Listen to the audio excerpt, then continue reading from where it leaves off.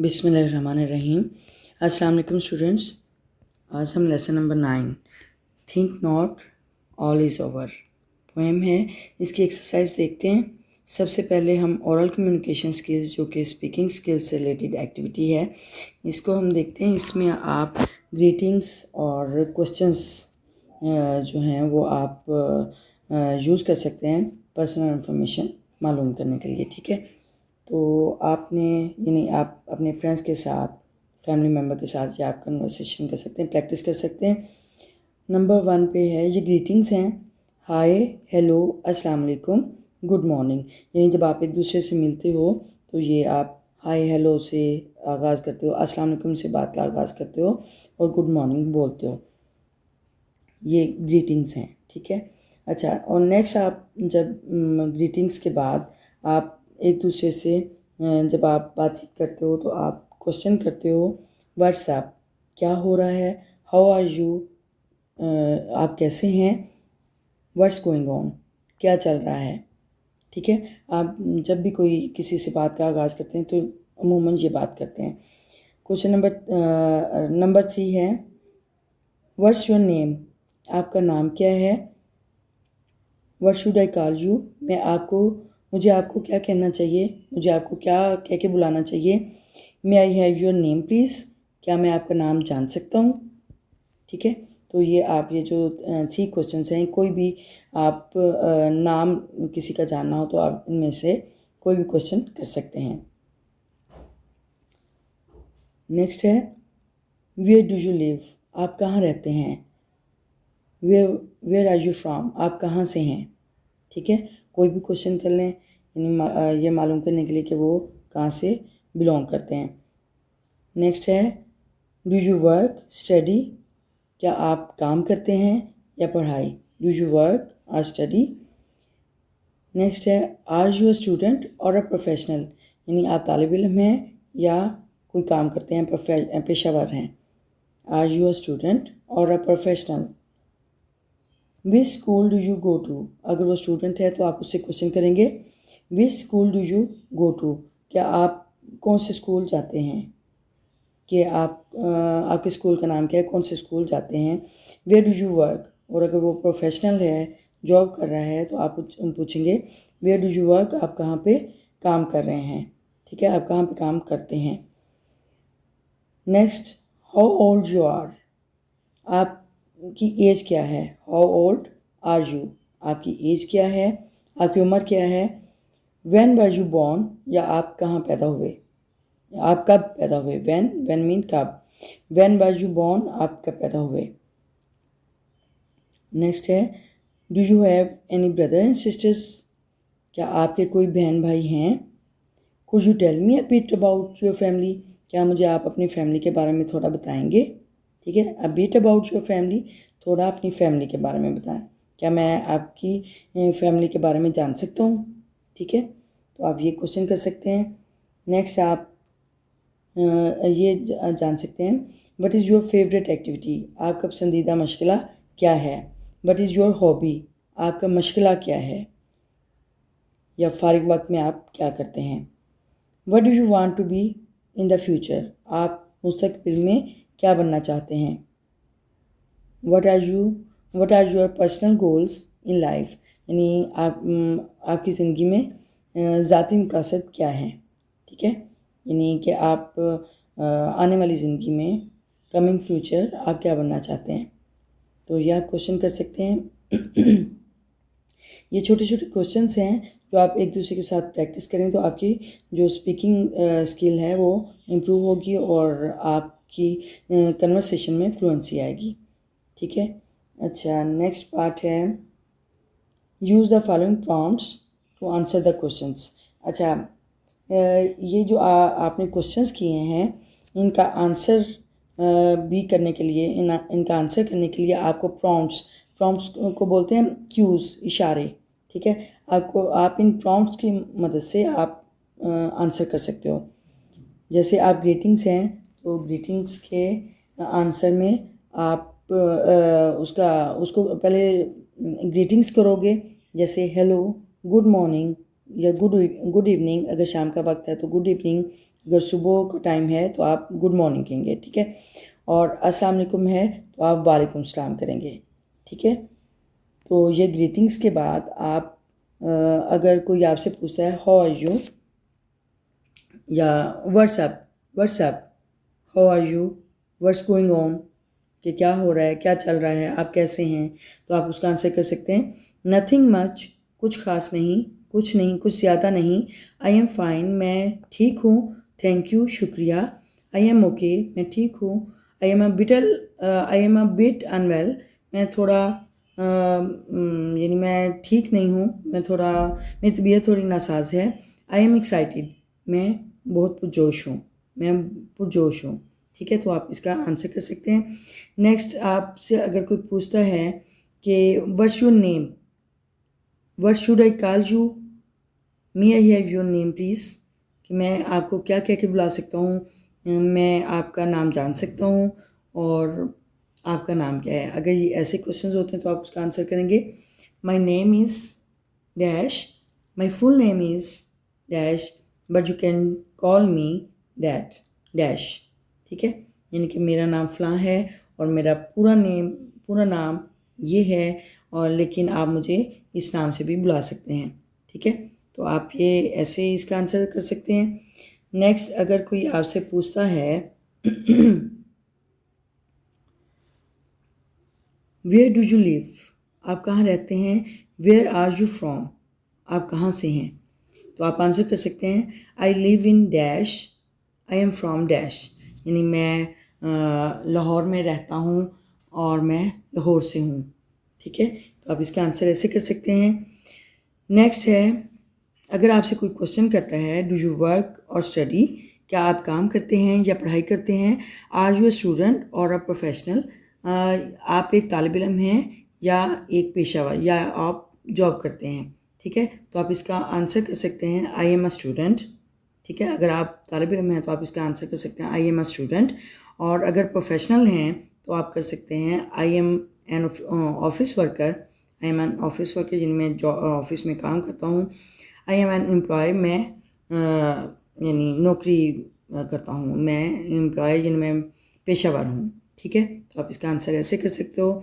Next, अगर कोई आपसे क्वेश्चन करता है which school do you go to, आप किस स्कूल जाते हैं, कौन से स्कूल जाते हैं, वेयर डू यू वर्क, आप कहाँ पे काम करते हैं, तो आप इसका आंसर ऐसे कर सकते हैं आई गो टू डैश स्कूल, ठीक है। यानी आप अपने स्कूल का नेम राइट कर सकते हैं, नेम बता सकते हैं, and I work at Adamjee insurance, ठीक है। तो वो आप उसका वर्क प्लेस का नाम बोल सकते हैं, ठीक है। नेक्स्ट, आपसे क्वेश्चन होता है हाउ ओल्ड आर यू, आपकी एज क्या है, यानी आपकी उम्र क्या है, और आप कितने बड़े हैं। व्हेन वर यू बॉर्न, आप कहाँ पैदा हुए थे। व्हेन का मतलब कब, यानी आप कब पैदा हुए, तो इसका आप आंसर कर सकते हैं I M dash years old, यानी मैं इतने साल बड़ा हूँ या मेरी एज इतनी है। I was born on day month और ईयर, यानी I was born for example 12 अप्रैल 1999, ठीक है। तो आप ऐसे कर सकते हैं। तो नेक्स्ट है यस, यानी अगर आपसे कोई क्वेश्चन करता है do you have any brother and sisters, यानी आपके कोई बहन भाई हैं, यानी आप कितने बहन भाई रखते हैं या आपके कितने बहन भाई हैं। Could you tell me a bit about your family, क्या आप अपनी फैमिली के बारे में आप मुझे बता सकते हैं। तो इसका आंसर आप कर सकते हैं yes I have for example 3 brothers and 3 sisters, yes मेरे 3 भाई और 3 बहनें हैं, ठीक है। यस। नेक्स्ट, आपसे अगर कोई क्वेश्चन करता है which family you belong to, यानी आप किस ख़ानदान से ताल्लुक़ रखते हैं, या विच इज़ योर नंबर, यानी are you elder, younger or a middle child, तो आप इसका आंसर कर सकते हैं I am from a Qureshi family, यानी मैं कुरैशी फैमिली से ताल्लुक़ रखता हूँ। I am from a Hashmi family या किसी भी जो भी आप बताना चाहें, तो वो आप कह सकते हैं कि मैं कुरैशी फैमिली से ताल्लुक़ रखता हूँ। And then you answer that I am the eldest youngest, यानी आई एम द एल्डेस्ट, मैं सबसे बड़ा हूँ। I am the youngest in my family, मैं अपनी फैमिली में सबसे छोटा हूँ। या फिर आप ऐसे भी कह सकते हैं I am the middle child of my family, कि मैं अपने फैमिली का मंझला बेटा हूँ, ठीक है, मंझला बच्चा हूँ। तो आप उसका इसका आंसर ऐसे कर सकते हैं। Then if you asked that what is your favourite activity, कि आपका पसंदीदा मशगला क्या है, या व्हाट इज़ योर हॉबी, कि आपका मशगला क्या है, तो आप इसका आंसर कर सकते हैं my favourite activity is gardening या बुक रीडिंग, कोई भी जो आप बताना चाहें। यानी मेरा पसंदीदा मशगला बागबानी है या बुक्स पढ़ना है, किताबें पढ़ना है, ठीक है। तो आप इसका ये भी कह सकते हैं my hobby is gardening, my hobby is book reading, ठीक है। तो आप इसका आंसर ऐसे कर सकते हो। तो ये क्वेश्चन आंसर जो हैं ये स्पीकिंग स्किल्स से रिलेटेड एक्टिविटी हो गई। और नेक्स्ट हम इसका पार्ट बी देखते हैं एक्सरसाइज में, जो रीडिंग और क्रिटिकल थिंकिंग से रिलेटेड है। यानी इसमें असेसमेंट होती है, आप इवैल्यूएट करते हो रीडिंग के बारे में कि आप जो आपने रीडिंग की आप उसके अंडरस्टैंडिंग और कंप्रीहेंशन के बाद आप उसके आंसर कर सकते हो। तो यहाँ पे क्वेश्चंस हैं, answer the following questions, question 1 to 6 हैं। कौन से? What do you mean by the title think not all is over, कि सोचो नहीं कि सब ख़त्म हो गया, इससे क्या मतलब है, इससे क्या मुराद लेते हैं, यानी इस टाइटल से, इस जो नज़म का उन्वान है उससे आप क्या मुराद लेते हैं। नेक्स्ट है व्हाट इज़ पैथेटिक फैलेसी। अच्छा, पैथेटिक का मतलब होता है काबिल रहम, फैलेसी गलती, गलत फहमी, ठीक है। काबिल रहम गलत फहमी क्या है? Find examples of pathetic fallacy in the first stanza of the poem, यानी कि नज़म के पहले बंद में फर्स्ट स्टैंजा में आपने पैथेटिक फैलेसी की एग्जाम्पल्स मालूम करनी है, उसके बारे में बताना है। क्वेश्चन नंबर 3 है explain the poets use of think not as an active statement to say something positive और फुल ऑफ होप, यानी आपने पोइट की जो यानी जो शायद यूज़ कर रहा है टर्म है थिंक नॉट, तो वो ये नेगेटिव स्टेटमेंट के तौर पे उस नेगेटिव स्टेटमेंट थिंक नॉट उसको उसने पॉजिटिव चीज़ के तौर पे लिया है, यानी मस्बत चीज़ के तौर पे लिया है। और या फिर कह सकते हैं कि फुल ऑफ होप, यानी पुरुमीदी की तरफ उसने इस नेगेटिव स्टेटमेंट को फुल ऑफ होप यानी पुरुमीदी की तरफ उसने यूज़ किया है। अच्छा, क्वेश्चन नंबर 4 है select the items from the poem that explain the idea that every difficult or sad situation has a comforting or more hopeful aspect, यानी आपने नज़म में से वो आइटम्स या वो चीज़ें इंतखाब करनी है, मुंतखब करनी है कि जो बहुत उदास या मुश्किल जो हालात हैं वो has a comforting or more hopeful aspect, यानी उससे पुरुमीदी की तरफ या एक कंफर्टिंग आरामदेह जोन की तरफ, आरामदेह पहलू की तरफ इशारा मिलता है, तो उसको आपने वजाहत करनी है। क्वेश्चन नंबर 5 है choose words from the poem, यानी कि नज़म से ऐसे अल्फाज का इंतखाब करना है which are symbols of sadness, जो कि एक गमज़दा सूरत हाल या उदासी की इलामात हैं, ठीक है। आपने उन अल्फाज का इंतखाब करना है, उन अल्फाज को चुनना है। क्वेश्चन नंबर 6 है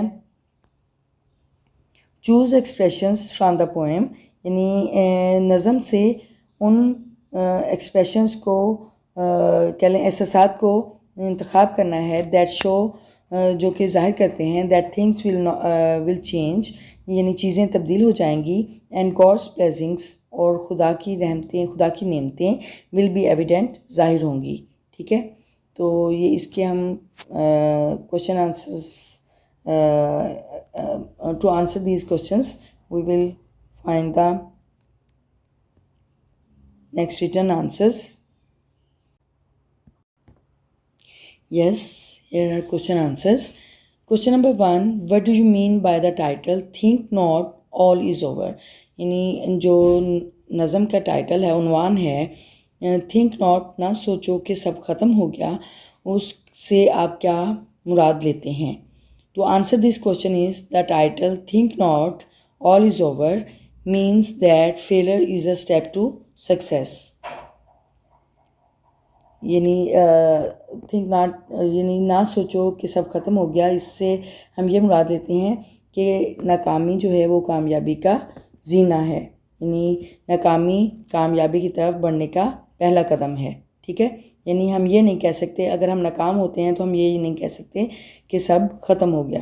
नाकामी हमें कामयाबी की तरफ लेकर जाती है। अच्छा, क्वेश्चन नंबर 2 है, व्हाट इज़ पैथेटिक फैलेसी? यानी काबिल रहम गलत फहमी क्या है? Find examples of pathetic fallacy in the first stanza of the poem. यानी काबिल रहम गलत फहमी की एग्जाम्पल्स हमने नज़म के पहले जो फर्स्ट स्टैंजा है उसमें से हमने एग्जाम्पल्स उसकी फाइंड करनी है। तो to answer this question is, pathetic fallacy mean apply the human emotions on to non human objects found in nature.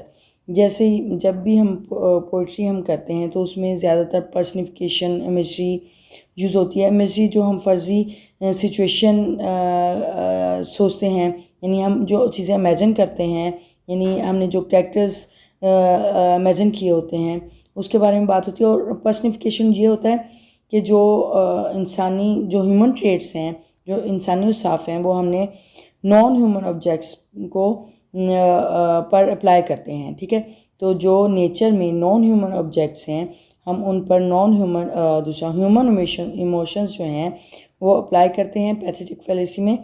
तो ये पैथेटिक फैलेसी तो ये हो गया। ठीक है, यानी कि इंसानी जज्बात को नेचर के, कुदरत के जो गैर इंसानी जो चीज़ें हैं उन पर इंसानी जो जज्बात हैं उनका उनकी प्रोजेक्शन करना, उन पर अप्लाई करना। ठीक है, तो ये पैथेटिक फैलेसी है। अच्छा, examples of pathetic fallacy in the first stanza are of the poem are wailing wind of autumn, यानी ख़ज़ां की शोर मचाती हवाएं। वेलिंग का मतलब होता है मातम करना, नुहा करना, यानी आवाज़ से रोना। ठीक है, बुलंद आवाज़ से, loud cry with moan, loud cry in moan. ठीक है, तो यानी ऊंची आवाज़ से रोना। तो ये जो वेलिंग है ये एक ह्यूमन इमोशंस हैं, तो वो उसको हम ऑटम से वो कर रहे हैं, कंपेयर कर रहे हैं, उसको ह्यूमन इमोशंस को उस पर अप्लाई कर रहे हैं। नेक्स्ट है and shivering leaflets from the trees, और कांपते हुए पत्ते दरख्तों के, यानी कांपते हुए ये ह्यूमन ट्रेट्स है तो इसको अप्लाई किया है लीफलेट्स पर, दरख्तों के पत्तों पर। ठीक है, तो ये इसका आंसर है। अच्छा, क्वेश्चन नंबर 3 है, explain the poets use of think not as an active statement to say something positive और फुल ऑफ होप। यानी पोइट ने जो थिंक नॉट जो फ्रेज़ है इसको उसने नेगेटिव स्टेटमेंट को उसने पॉजिटिव या फुल ऑफ होप के तौर पर लिया है, यानी पूरी उम्मीद होकर इस फ्रेज़ को यूज़ किया है। तो एक्सप्लेन करें यानी वजाहत करें। To answer this question is the poets use of think not as an active statement to say something positive और full of hope cause to give the reasoning that every dark cloud has a silver lining.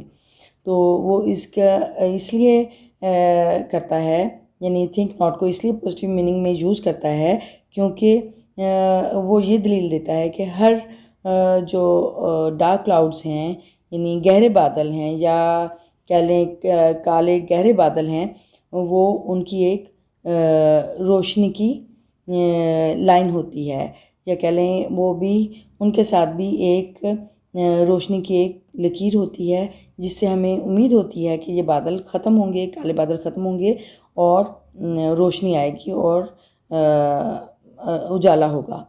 ठीक है, तो जो poets है वो ये explain करना चाह रही है कि हर अंधेरे के बाद उजाला है। ठीक है, क्वेश्चन नंबर 4 है, Select the items from the poem that explain the idea that every difficult or sad situation has a comforting or more hopeful aspect. यानी नज़म से ऐसे आइटम का चुनाव या इंतखाब करना है कि जो इस आइडिया की या इस ख्याल की वजाहत करे कि हर जो उदास या गमज़दा सिचुएशन होती है, हालत होती है, वो उससे एक पुरुमीदी की या आरामदेह हालात की तरफ इशारा होता है। या हम कह सकते हैं कि हर गमज़दा सिचुएशन के बाद दूसरा एक पुरुमीदी की तरफ इशारा होता है। ठीक है, तो to answer this question is spring returns, God still lived and God still loved explain the idea that every difficult or sad situation has a comforting or more hopeful aspect. यानी इस नज़म में स्प्रिंग रिटर्न, बहार दोबारा आएगी, लौट कर आएगी, and God lived still lived, यानी खुदा मौजूद है, एंड गॉड स्टिल लव्ड, और खुदा मोहब्बत करता है, अभी भी मोहब्बत करता है। ये जो दूसरा ये आइटम्स हैं जो हमने पोम से सेलेक्ट किए हैं इस आइडिया को एक्सप्लेन करने के लिए कि हर मुश्किल या सैड सिचुएशन जो है वो कंफर्टिंग या होपफुल एस्पेक्ट रखता है। ठीक है, यानी पुरुमीद पहलू रखता है। नेक्स्ट है question number 5, choose words from the poem which are symbols of sadness. यानी नज़म से ऐसे अल्फाज का इंतखाब करना है जो कि उदासी की सिम्बल्स हैं, अलामात हैं। ठीक है, तो इस नज़म में कौन कौन से ऐसे वर्ड्स यूज़ हुए देखते हैं। Very birds mourn, rarely, hope, hope lies, chill and share, ठीक है, are symbols of sadness.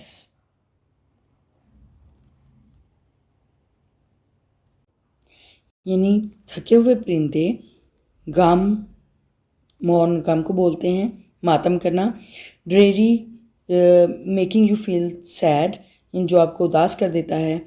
Hope lies chill and sere, hope यानी उम्मीद सर्द हो जाती है, यानी उम्मीद ख़त्म हो जाती है और वो रुकावट बन जाती है, यानी उसमें रुकावट आ जाती है। ये जो लाइंस हैं ये सैडनेस यानी उदासी की इलामात हैं। ठीक है, अच्छा नेक्स्ट है question number 6, choose expression from the poem. यानी नज़म से ऐसे एहसास का इंतखाब करें दैट शो, जो कि ज़ाहिर करते हैं दैट थिंग्स विल चेंज, कि चीज़ें बदलेंगी, and God's blessings will be evident, और खुदा की रहमतें नेमतें वो उनका इजहार होगा। अच्छा next to answer this question is bird leaves and blossoms thou shalt सी। यानी पत्ते, कौंपलें और शगुफ़े आप देखेंगे, and songs and sunshine shall again return. यानी सॉन्ग्स गीत और सूरज की धूप या सूरज की रोशनी दोबारा से लौट कर आएगी। ये जो एक्सप्रेशंस हैं ये ऐसे एहसास हैं जो हमें are the expressions that show that things will change and God blessings will be evident, जो कि हमें ये जाहिर करते हैं, हमें बताते हैं कि चीज़ें तब्दील होंगी और खुदा की रहमतें ज़ाहिर होंगी। ठीक है, तो ये हमारे क्वेश्चन आंसर्स हो गए, और नेक्स्ट हम देखते हैं कि क्या एक्टिविटी है। Yes, here's the next activity, guess the meanings of the words below and then compare with their dictionary meanings. अच्छा, यहाँ पे हमने कॉन्टेक्चुअल मीनिंग्स जो हमने गैस किए, जो हम गैस करते हैं, यानी टेक्स्ट के लिहाज से जो हम लेसन या कोई भी पोएम, जो भी टेक्स्ट हम रीड कर रहे होते हैं उसके हम कॉन्टेक्चुअल मीनिंग्स फाइंड करते हैं। ठीक है, तो यहाँ पे फर्स्ट वर्ड है लीफलेट। लीफलेट का मतलब होता है छोटा पत्ता, स्मॉल लीफ। ठीक है, यानी जो अभी कह सकते हैं बर्ड्स, लीफलेट को हम बर्ड्स भी बोल सकते हैं, यानी कौंपलें। ठीक है, लीफलेट्स छोटे पत्ते। अच्छा नेक्स्ट है चिल। चिल का मतलब होता है सर्द, ठंडा, यानी दैट नॉट बियरेबल, ऐसा ठंडा कि जो बर्दाश्त ना हो उसे चिल बोलते हैं। या कॉन्टेक्चुअल मीनिंग के लिहाज से हम इसे डिप्रेस यानी मायूस, डिस्करेज जिससे हौसला शिकनी होती है वो हम यानी कॉन्टेक्चुअल मीनिंग जो टेक्स्ट से रिलेटेड मीनिंग है वो ये हैं डिप्रेस, डिस्करेज। ठीक है, यानी हौसला शिकनी होना, मायूस होना। अच्छा, नेक्स्ट वर्ड है ड्रेरी। ड्रेरी का मतलब होता है उदास होना, गमगीन होना या डल, बिल्कुल कह लें बहुत उदासी की हालत में होना, गमज़दा होना। ठीक है, तो इसका जो कॉन्टेक्चुअल मीनिंग है मेकिंग यू फील सैड, यानी आपको जो गमज़दा कर दे, उदास कर दे। ठीक है, नेक्स्ट वर्ड है इंड्योर। इंड्योर मीन बर्दाश्त करना, टू टॉलरेट, टू बियर, और इसको हम ऐसे भी कर सकते हैं कॉन्ट्रैक्शन मीनिंग में कंटिन्यू टू एग्जिस्ट। ठीक है, यानी हम बर्दाश्त करते हुए अपने आप को अपना वजूद कायम रखना। ठीक है, यानी बर्दाश्त करते हुए अपने वजूद को आगे लेकर चलना। कंटिन्यू टू एग्जिस्ट, एग्जिस्ट का मतलब होता है वजूद, कंटिन्यू मुसलसल। अच्छा, नेक्स्ट वर्ड है वेलिंग। वेलिंग वेलिंग मीन मातम करना, नूहा करना या loud cries made while weeping. ठीक है, यानी रोने के दौरान यानी ऊंची आवाज़ से चिल्लाना, चीखना चिल्लाना, मातम करना, नूहा करना। ठीक है, तो नेक्स्ट है चेरिश्ड। चेरिश्ड मीन अजीज़, प्यारा। इसका मतलब पालना भी होता है, परवरिश करना। फोस्टर, नर्स, पालना, पोसना, परवरिश करना, डियर, अजीज़, प्यारा। ठीक है, तो ये इसके कॉन्टेक्चुअल मीनिंग्स हो गए, और अब ये हमारा ओरल कम्युनिकेशन स्किल्स और रीडिंग और क्रिटिकल थिंकिंग से रिलेटेड हमारा जो एक्सरसाइज है इसका ये पार्ट कंप्लीट हुआ। And if you have learn something useful, please like, comment and share the video and support my channel. And if you are the new one on this channel, please subscribe my channel and remember to press the bell icon button so that you may see the new notification of new lesson.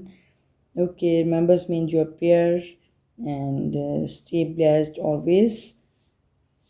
Okay, see you soon in the next video. Till then, Allah Hafiz. Bye bye.